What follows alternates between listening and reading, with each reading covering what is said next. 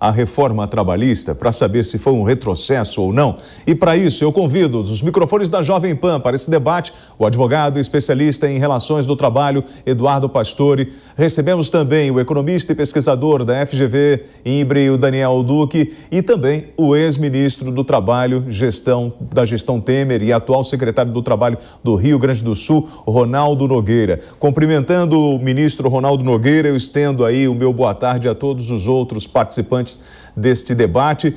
Eu pergunto principalmente para o senhor, ministro, já que essa reforma ela começa ali em 2017, foi um retrocesso para o trabalhador brasileiro ou foi uma grande conquista para a população como um todo? Muito pelo contrário, a modernização trabalhista, ela trouxe segurança jurídica nas relações do trabalho. O Brasil, nos anos de 2015, 2016 principalmente, o Brasil vinha 2 anos seguidos de PIB negativo. Se você buscar o acumulado do PIB negativo 2015 e 2016, dá na faixa de 7,2. Nem os efeitos da pandemia dos 2 anos foi tão nefasto para a economia do Brasil, senão naquele período ali. Mais de 3,5 milhões de trabalhadores perderam o emprego naquela época. Eram 40 milhões de trabalhadores na informalidade, sem nenhuma proteção de direitos. Esse era o Brasil real. E a modernização trabalhista, ela surgiu a partir de um amplo diálogo com o movimento sindical, confederação de trabalhadores, sindicatos, centrais sindicais, e a prova do resultado desse diálogo é que no dia 22 de dezembro de 2016, numa cerimônia no Palácio do Planalto, estavam lá presentes representantes de todas as centrais sindicais e de confederações e empregadores. Então, o Brasil se antecipou à Espanha. Aquilo que a Espanha comemora agora, em 2021, o Brasil já realizou lá em 2016. E a modernização trabalhista ela foi fundamentada em 3 eixos: proteção de direitos, segurança jurídica para a geração de emprego. Se você buscar os dados do CAGED, os dados do CAGED são números exatos. Se você buscar os dados do CAGED de abril de 2017 até aqui, nós só observamos dados positivos na geração de emprego. Em 2017, foram mais de 200 mil empregos gerados. 2018, mais de 500 mil empregos gerados. E se você busca o acumulado de 2017 até agora, nós temos aí mais de 3 milhões e 500 mil novos empregos criados no Brasil. Então, essa narrativa que a modernização trabalhista, ela violou o direito, não prospera. A modernização trabalhista, pelo contrário, ela consolidou direitos, ela trouxe segurança jurídica nas relações de trabalho e, por consequência, segurou o emprego. Tem um dado importantíssimo, que no Brasil, de cada 100 empregos gerados, 80 empregos são assegurados por micro e pequena empresa. Sim. As micro e pequenas empresas, elas representam aí em torno de 30% do PIB do Brasil. É o microempresário que paga aluguel, o filho dele estuda em escola pública e ele precisa ter segurança jurídica para ele poder contratar o seu trabalhador. A grande realidade é que a modernização trabalhista, ela tirou o medo do trabalhador contratar.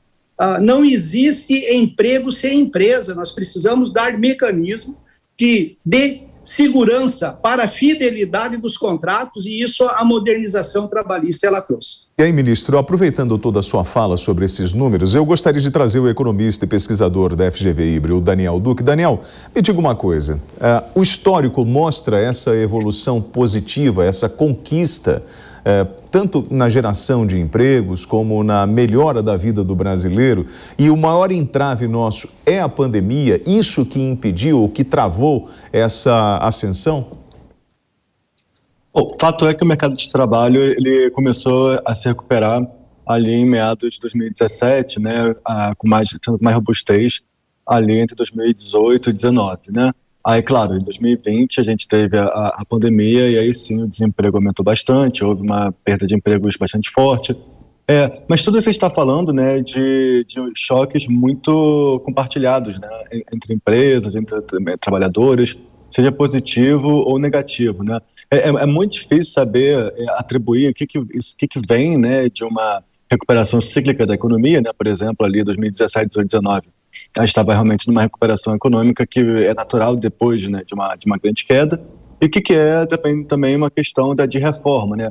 Como é uma reforma que aconteceu no país inteiro de uma vez só, é muito difícil também avaliar quais são os efeitos, né? Quais são as consequências que podem ser atribuídas especificamente à reforma, seja do lado positivo ou seja do lado negativo, né? Acho que essa é a grande questão, né?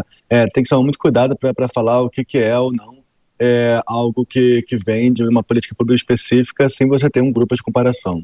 Sim, e nós temos, assim, muitas variáveis, como o senhor abordou.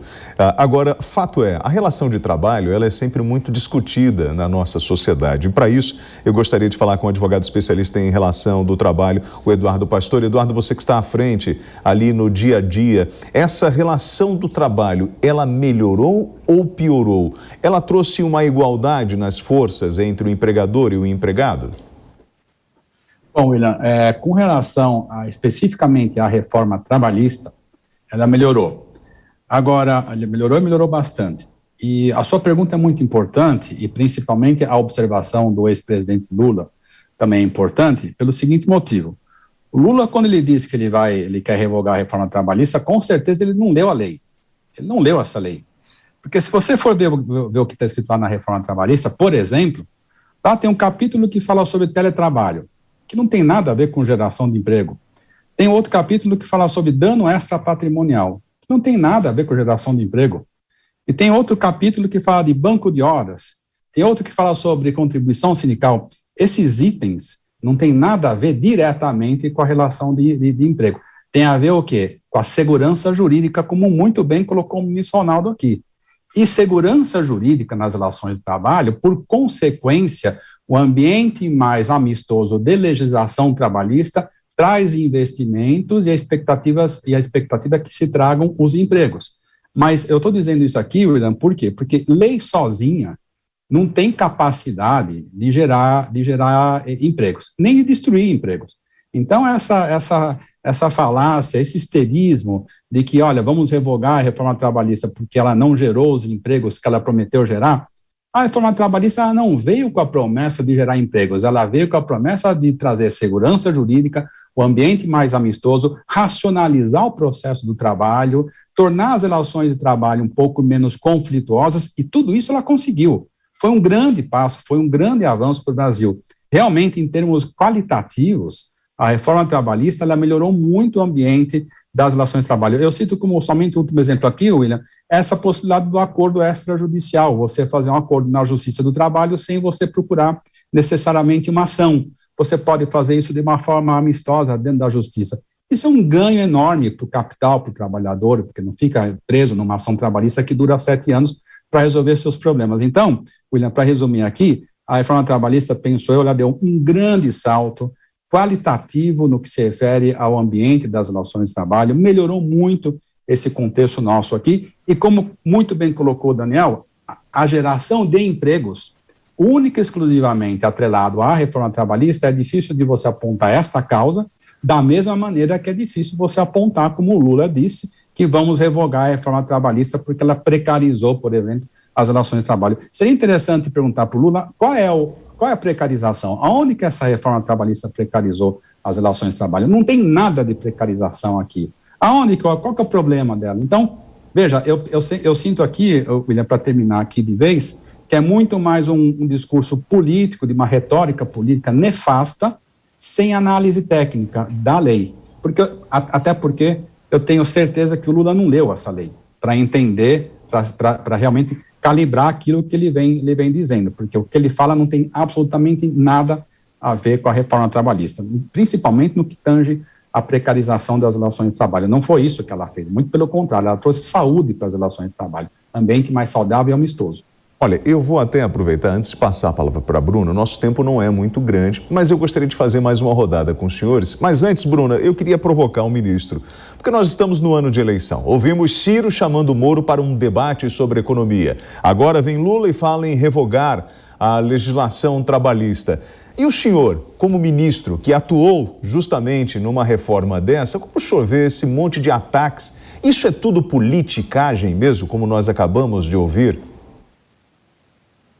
É muito triste você observar isso, principalmente porque demonstra um despreparo dos candidatos a presidente da República e mal assessorados, porque, em primeiro lugar, no que diz respeito à modernização trabalhista, ela não violou direito, pelo contrário, ela assegurou direito. A modernização trabalhista, ela trouxe segurança jurídica para as relações de trabalho e, na consequência, trouxe a geração de mais de 3.500.000 empregos. Imagina, durante a pandemia, se nós não tivéssemos regulamentado outras modalidades de contrato do trabalho, por exemplo, o trabalho à distância. Mas veja, a geração de empregos, ela depende de alguns fatores: segurança jurídica, estabilidade política, estabilidade da moeda e estabilidade social. Nós estamos vivendo um período no Brasil aí de instabilidade política, um período no Brasil também agora, por consequência da pandemia, de instabilidade social. São travas que têm se apresentado no desenvolvimento econômico e, por consequência, aquela geração de emprego que nós todos desejamos, essa geração de empregos não aconteceu. Então, a geração de emprego em si, ela não depende de uma única lei. Você atribuir a uma única lei o resultado como geração de emprego demonstra muito despreparo ou má fé. Mas nós precisamos trabalhar e avançar na direção de fazer com que o país possa crescer. O Brasil tem um potencial enorme e o debate precisa ser outro, não com narrativas antigas e divisão de classe. Nós precisamos aproximar na mesma mesa os atores do desenvolvimento. Nós temos o trabalhador que detém os ativos do capital, o trabalhador empreendedor, o trabalhador técnico e o governo que entra com a regulação e arrecadação.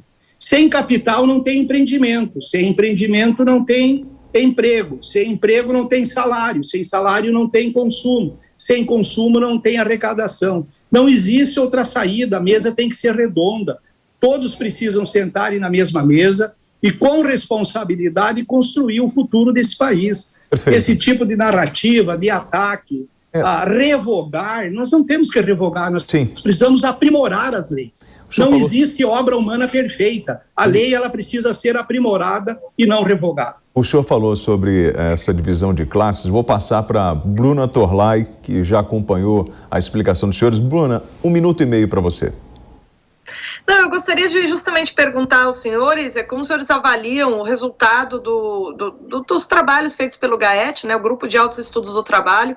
O relatório foi entregue no final de novembro aí e dá indicações aí de uma modernização adicional. O senhor acabou de falar aí de aperfeiçoamento, as leis devem ser aperfeiçoadas. Como o senhor avalia essas novas sugestões que chegaram aí em novembro e que podem aí, de repente, dar ensejo a mais uma modernização das relações de trabalho no Brasil? Ministro, começa com o senhor, 40 segundos. Primeiro, direito você não revoga, direito você aprimora. Qualquer modernização que não viole direito, ela é sempre bem-vinda. E dado o fato das novas relações de trabalho e outras atividades que surgem, a lei precisa constantemente ser aprimorada. 40 segundos, Daniel Duque, suas conclusões. Bom, o mercado de trabalho no Brasil ele tem essa dualidade, né, entre grupos de trabalhadores que conseguem, né, estar dentro de uma legislação considerada bastante rígida e outro que fica na informalidade, né. Então, assim, qualquer tipo de política que busque unificar, né, que busque aproximar esses trabalhadores, ela é bem-vinda sem dúvida alguma. Eduardo Pastore, 40 segundos. Meu sentimento, e eu fico na esperança de que, se por acaso o Lula for eleito, que ele não revogue nada da reforma trabalhista, porque não existe nada lá que prejudique o trabalhador, que cause uma precarização das relações de trabalho. E mesmo assim, eu espero aí que, caso ele ganhe a eleição e venha com essa postura, que o Congresso não deixe acontecer isso, que a gente avance inclusive com outras reformas trabalhistas, como foi essa realizada em 2017. Bruna Torlai, as suas conclusões sobre a fala do ex-presidente Lula sobre revogação trabalhista. 40 segundos. Na verdade, o Lula justamente ele perde a oportunidade de reconhecer o trabalho de outras pessoas que certamente também estão mirando pelo bem do Brasil, como se ele fosse aquele que tem o monopólio de querer o bem-estar do povo. Com certeza nós temos pessoas muito mais interessadas em aprimorar justamente tudo isso que constitui as relações de trabalho. O Lula não é o dono do Brasil, não, mas parece que ele ainda não entendeu. Bom, nós recebemos nos microfones na Jovem Pan o advogado especialista em relações do trabalho, Eduardo Pastore. Recebemos também o economista e pesquisador da FGV IBRE, Daniel Duque. E está conosco também o ex-ministro do Trabalho da gestão Temer e atual secretário do Trabalho do Rio Grande do Sul, Ronaldo Nogueira. Ronaldo, agradeço muito a gentileza, cumprimentando o senhor, eu também cumprimento todos os demais desse debate. Muito obrigado, porque este é um momento oportuno para a gente abordar esse tema, ainda mais no ano eleitoral, onde pode trazer muita confusão para o trabalhador, para as empresas, para o cidadão brasileiro. Então, agradecendo a todos os senhores que participaram nos microfones da Jovem Pan, a Bruna Torlai, o Top of the Hour agradece a participação dos senhores. Obrigado, ministro. Obrigado. Muito obrigado. Ivan, obrigado. Pastor, Edu, Daniel, Bruna, obrigado.